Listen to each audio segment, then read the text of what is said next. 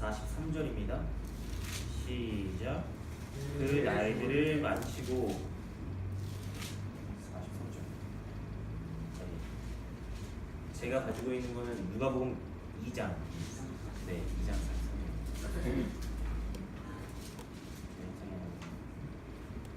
누가복음 2장 43절 읽도록 하겠습니다. 시작. 그 나이들을 마치고 돌아갈 때에 아이 예수는 예루살렘에 머무셨더라. 그 부모는 이를 알지 못하되 동행 중에 있는 줄로 생각하고 하룻길을 간 후 친족과 남자 중에서 찾되 만나지 못하매 찾으면서 예루살렘에 돌아갔더니 사흘 후에 성전에서 만난즉 그가 선생들 중에 앉으사 그들에게 듣기도 하시며 묻기도 하시니 듣는 자가 다 그 지혜와 대답을 놀랍게 여기더라. 그의 부모가 보고 놀라며 그의 어머니는 이르되 아이야 어찌하여 우리에게 의뢰하였느냐. 보라 내 아버지와 내가 근심하여 너를 찾았노라. 예수께서 이르시되 어찌하여 나를 찾으셨나이까. 내가 내 아버지 집에 있어야 될 줄을 알지 못하셨나이까 하시니. 네, 안녕하십니까. 저는 오늘부터 이제 화요일부터 목요일까지 3일 동안 짧게 기도주일을 이제 한번 준비해봤습니다. 이번 3일간 기도주일의 가장 큰 제목은 장로님께서 말씀하셨듯이 연말을 살아가는 우리라는 제목으로 정했고요. 그래서 이제 연말을 살아가는 우리에게 필요하고 또 생각해야 될 것들 3가지를 매일매일 이제 한번 나누고자 합니다. 오늘은 그 첫 번째 날로 기쁨을 가라앉히고 라는 제목으로 말씀을 증거해 봤는데요. 네, 이 말씀은 보통 제가 한 20분 정도 증거를 하고 10분 동안은 기도하는 시간을 갖도록 하겠습니다. 여러분 혹시 무언가를 잃어버려 애타게 찾아본 경험 있으신가요? 저는 약간 좀 성격이 소심해서 그런지 볼펜 하나 잃어버려도 정말 열심히 찾습니다.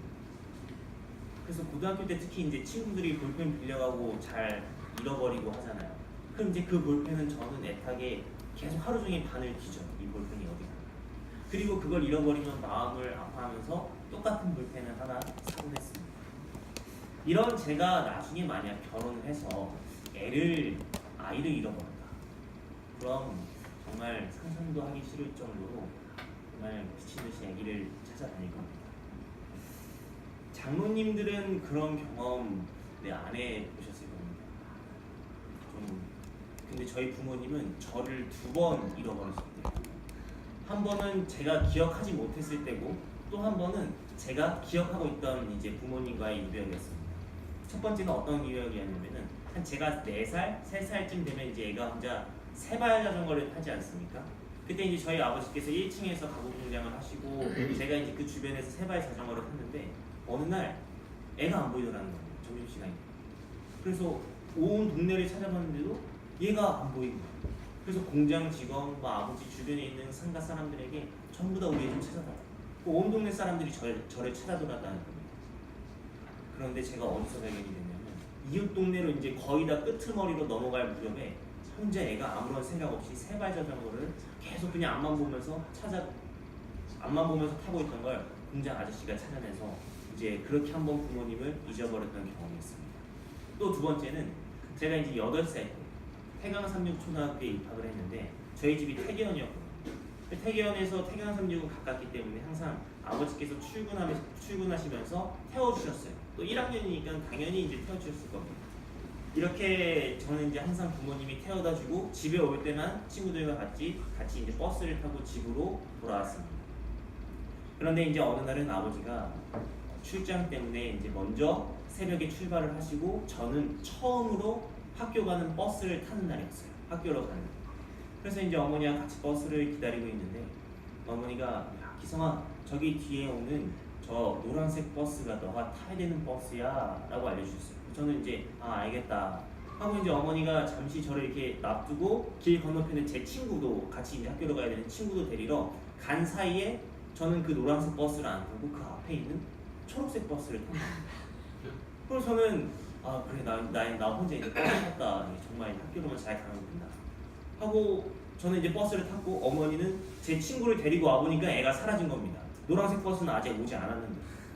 그래가지고 이제 부랴부랴 동네 주민에게 택시비도 못 빌리고 빌리려고 했는데 계속 지갑 찾다가 못 찾고 어머니는 이제 그렇게 시간이 지체되어 있었고 버스는 계속 이제 출발했던 겁니다.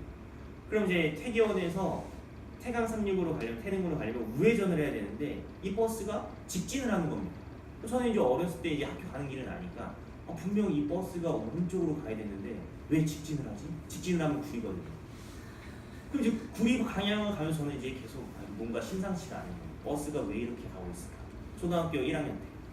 그러면서 이제 출구 쪽에 그 손잡이를 하나 잡고 눈물을 이제 흘리기 시작한 겁니다. 주변 사람한테 아무 말도 못하고 무서워가지고 이거 어떻게 해야 되나 이거 하나님 이제 기도를 하나님 제발 이 버스가 학교로 가게 해주세요. 기도를 했는데 이 버스가 계속 구리 방향으로 가는 거예요. 그러면 이게 큰일 났다. 정말 그 눈물을 계속 흘리고 있었는데 구리에서 이제 구리를 좀 거의 다 넘어갈 때쯤 앞에 문이 열리면서 이제 어머니가 저를 탁 찾아오신 거예요. 기성아 이러면서 이제 저랑 이제 어머니랑 부둥켜 안고 이제 울었던 기억이 있습니다. 이렇게 오늘 성경 말씀에도 자녀를 잃어버린 부모가 나옵니다. 마리아와 요셉인데요. 그들은 어떠한 이유로 예수님을 잃어버렸는지 저희 한번 살펴보도록 하겠습니다. 오늘 본문의 말씀은 다들 한 번쯤은 읽어보셨고 들어보셨을 내용입니다. 예수님과 부모님이 유월절을 지키기 위하여 예루살렘에 방문했던 이야기인데요. 유대인들에게는 중요한 세 가지 절기가 있습니다. 오늘 제일 첫 번째에 나온 유월절, 두 번째는 오순절, 그리고 세 번째는 초막절. 이 세 가지가 3대 절기였어요. 이 3대 절기는 이제 경건한 유대인들은 자신이 원래 지내던 곳에서 예루살렘으로 와 다 같이 예배를 드리는 풍습이 있었습니다. 또 이스라엘에 살던 사람이 아니더라도 바벨론 유수 때 끌려갔던 디아스포라. 저희가 이번 베드로전서 담임 목사님이랑 공부하면서 나왔던 그 나그네 디아스포라 기억들 아시죠? 그 바벨론 유수로 끌려갔다가 이제 전 세계로 퍼졌던 사람. 그곳에 있던 경건한 유대인들도 유월절, 이런 오순절 이런 절기들이 되면은 예루살렘으로 찾아왔습니다. 그런데 이렇게 찾아온 사람들은 홀로 찾아오지 않았어요. 그 동네마다, 그 도시마다, 그 멀리 있으면 그 나라마다 유대인들이 강도의 위협이 있으니까 다 같이 모여서 이제 예루살렘으로 찾아온 겁니다.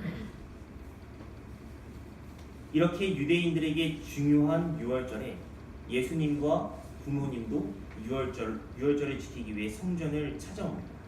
예수님 또한 정말 뜻깊은 유월절이었어요. 시대의 소망은 그 유월절의 날들을 이렇게 기술하고 있습니다. 그분은 날마다 그 예식들의 의미를 더욱 분명히 깨닫게 되셨다. 의식의 모든 행사는 자신의 생명과 관련이 있는 듯이 보였다. 새로운 충동이 그분의 마음속에서 일어나고 있었다. 그분은 조용하고 열심히 어떤 큰 문제를 풀어내시려고 하는 듯이 보였다. 당신의 사명의 신비가 구주에게 공개되고 있었다. 이제 이 12살 되던 유월절은 예수님이 처음 유월절에 참여했었어요. 그 어렸을 때는 이제 어렸으니까 예루살렘으로 가지 않고 이 유월절이 처음이었습니다. 부모님 따라.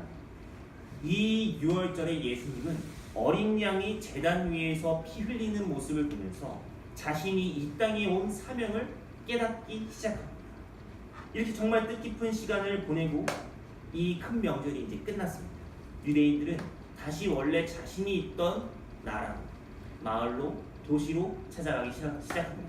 그들은 왔던 그 방법대로 똑같이 도시끼리, 마을끼리, 나라끼리 똑같이 이제 무리지어 돌아갑니다.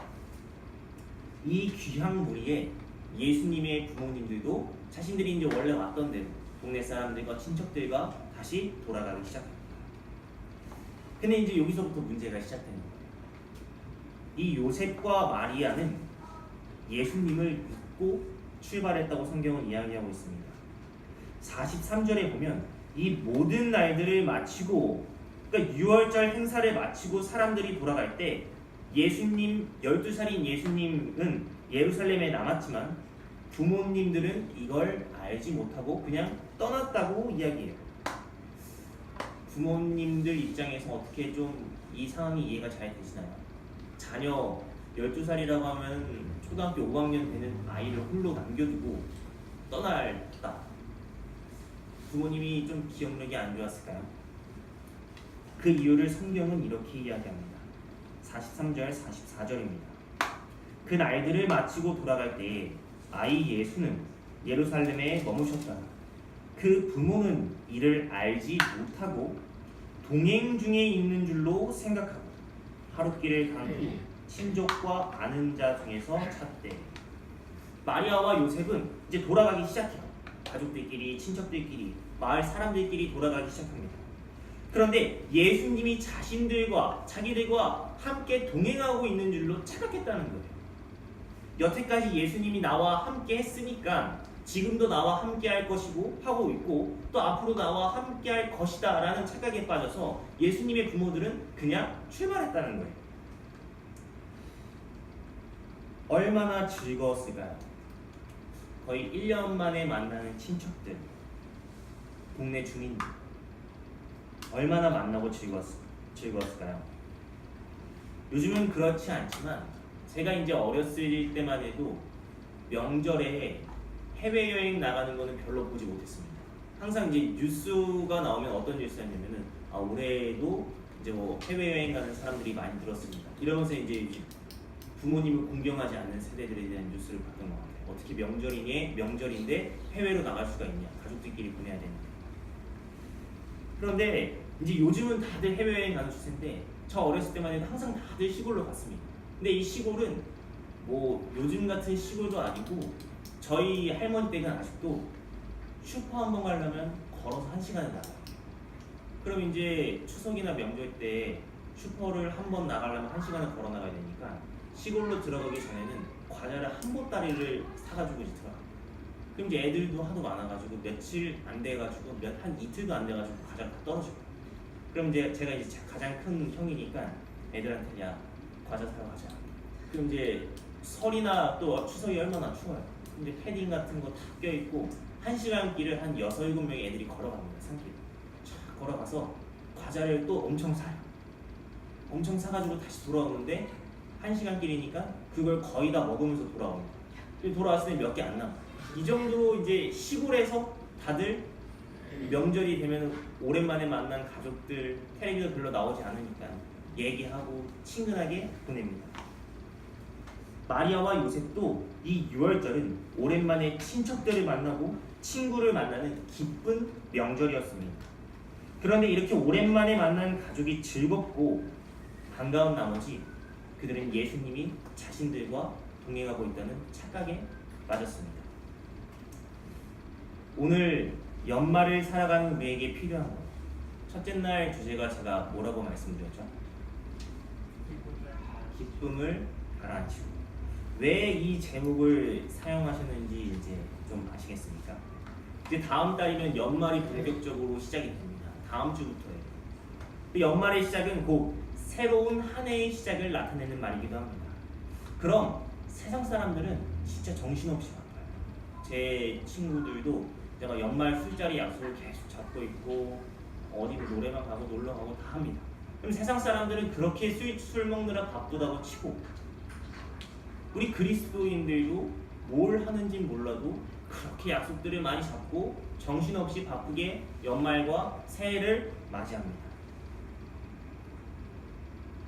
이렇게 이곳저곳 만남을 가지고 저곳에서 만남을 가지다가 사람들 만나는 게 너무 즐거워 예수님을 잃어버립니다. 연말을 살아가는 우리, 지금 기쁨을 가라앉히고 내 주변에, 지금 내 곁에 예수님이 계신지 확인해야 합니다. 예전 뉴스에서 이제 충격적인 사건을 봤었어요. 젊은 부부가 갓난아기를 두고 태어난 지 얼마 안 된 아이를 그냥 집에 두고 PC방에서 계속 게임을 하고, 집에 들어갈 때는 뭐 하루에 몇 시간도 안 되고 계속 PC방에서 게임을 하다가 이 아이는 신경을 쓰지도 않고 이 아이가 죽은 사건이 나타났습니다. 근데 이 죽은 것도 그냥 방치해두고 계속 PC방에서 게임을 하다가 나중에 경찰에 발각이 된 거예요.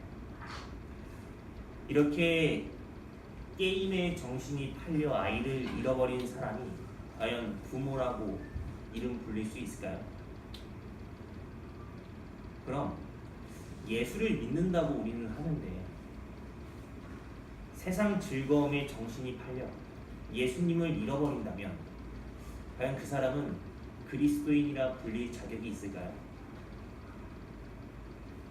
나는 지금 예수님과 동행하고 있는가? 아니면 기쁨에 취하여 예수님을 잊지는 않는지 생각해 보시기 바랍니다.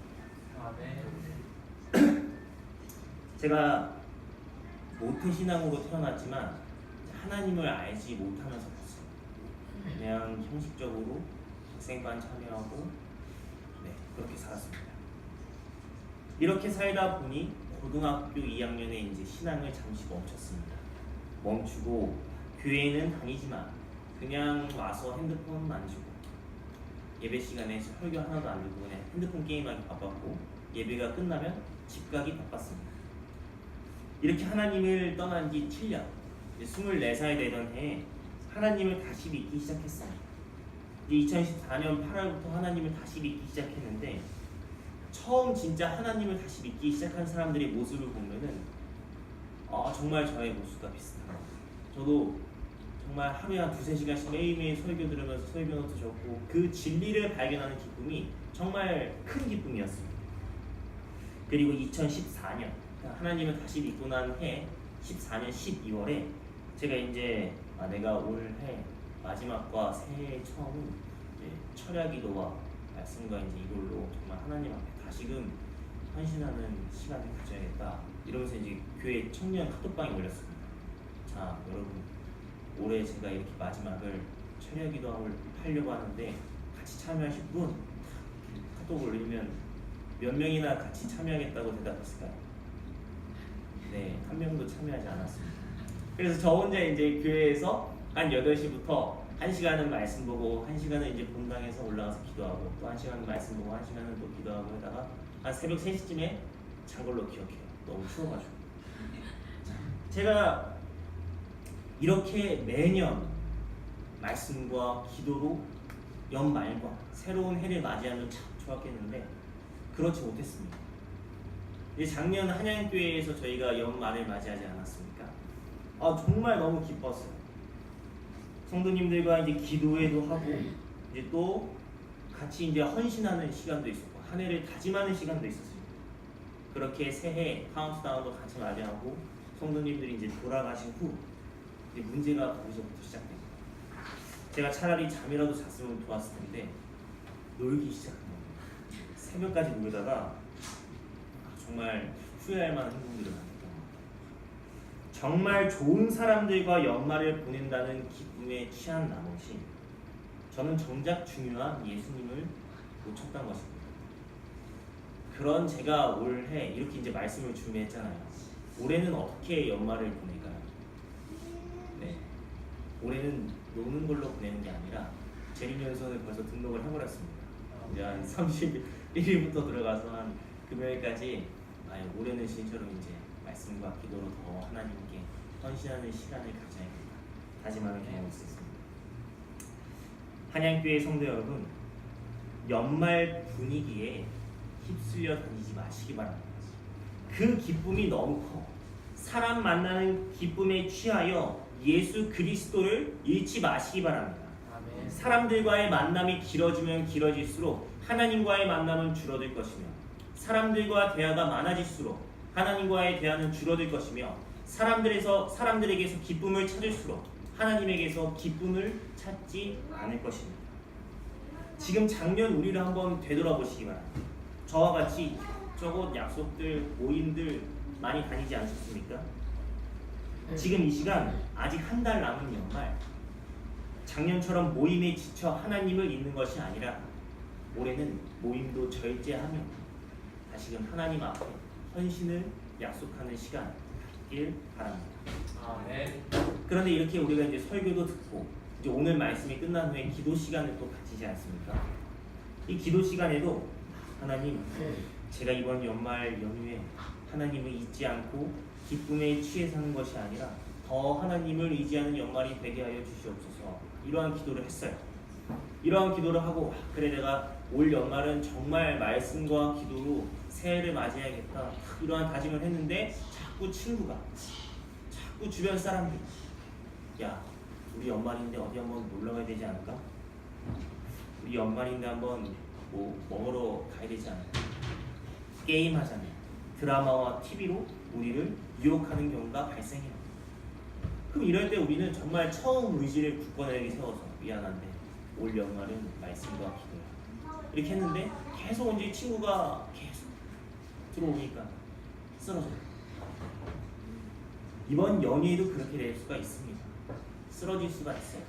저도 뭐 연수원 들어가서 뭐 잠만 자다 올 수도 있겠고 그렇게 될 수도 있을 것 같은데 하나님을 잊고 사람 만나는 즐거움에 취해 예수님을 잃어버릴 수 있습니다. 그럴 때 우리에게 필요한 것은 코드 아담입니다. 코드 아담 혹시 들어보신 분 계십니까? 제가 이번 그 롯데월드몰에서 이제 일을 하면서 신입 직원들 이제 교육받을 때 저도 처음 들어본 말입니다. 제2 롯데월드몰은 진짜 규모가 상당해요. 처음 오시는 분들은 여기가 어떠한 개념인지도 좀 잘 안 잡히고 여기가 저긴지 저기가 여긴지 어른들도 길을 헤매기 십상입니다. 이렇게 가장 큰 몰에서 그러니까 몰이라든지 쇼핑몰이라든지 백화점에서 이하가 발생하게 되면은 코드 아담이라는 것을 이제 방송을 통해서 발동을 하게 됩니다. 이 코드 아담은 1981년 미국 플로리다에서 아담 윌시라는 소년이 백화점에서 실종됩니다. 근데 이 실종된 다음에 이제 수습을 제대로 하지 못하자 그냥 허지부지 그냥 시간만 흘러가게 돼요. 그리고 15일 뒤 다른 곳에서 이 아담 윌시라는 초등학생 어린아이가 시체로 발견됩니다. 이것에 이제 미국은 이제 좀 충격을 받게 되고 이것을 방지하기 위하여 대형 쇼핑몰, 뭐 백화점, 좀 어느 정도 규모가 있는 곳에서 미아가 발생하게 되면은 모든 출입구를 봉쇄하는 겁니다. 안전 요원들이 배치가 돼가지고 그 인상 차이가 비슷한 아이가 나가는 걸 방지하고 그래서 뭐 그 아이는 어쩔 수 없이 그 안에만 몰 안에만 있도록 그리고 일정 시간이 지나도 발견하지 못하게 되면 경찰이 와서 전부 다 이제 그 아이를 찾는데 하는 이름이 코드 아담이라는 겁니다. 우리가 이렇게 다짐을 하고 기도도 했지만 분명 사단은 우리를 이 기쁨의 분위기의 취약으로 유혹할 것입니다. 그때 우리는 예수님을 잊을 수 있어요. 잃어버릴 수 있습니다. 그러나 그 기쁨에 계속 취하여 예수님을 잊어버리며 살아가는 것이 아니라 지금 내 옆에 예수님이 없다. 그러면 우리의 생활에도 코드 아담을 발동하시기 바랍니다. 예수님이 없다는 것을 발견하면 예수님을 찾을 때까지 나의 모든 것을 멈추고 예수님을 먼저 찾으시기 바랍니다. 네, 사랑하는 한양교회 성도 여러분, 오늘부터 기도주일이 이제 시작되었습니다.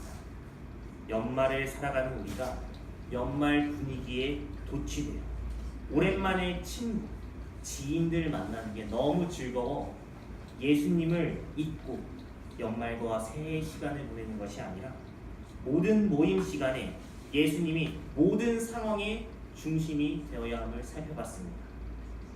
기쁨을 가라앉히고 예수님이 지금 나와 동행하는지 살펴보시기 바랍니다. 그리고 내 주변에 예수님이 없다면 자녀를 잃은 부모처럼 예수님이 없는 그리스도인 또한 자녀를 잃은 부모처럼 예수님을 찾기를 바라며 말씀을 마치도록 하겠습니다. 아멘. 네, 그럼 저희 이제 10분 동안 말씀과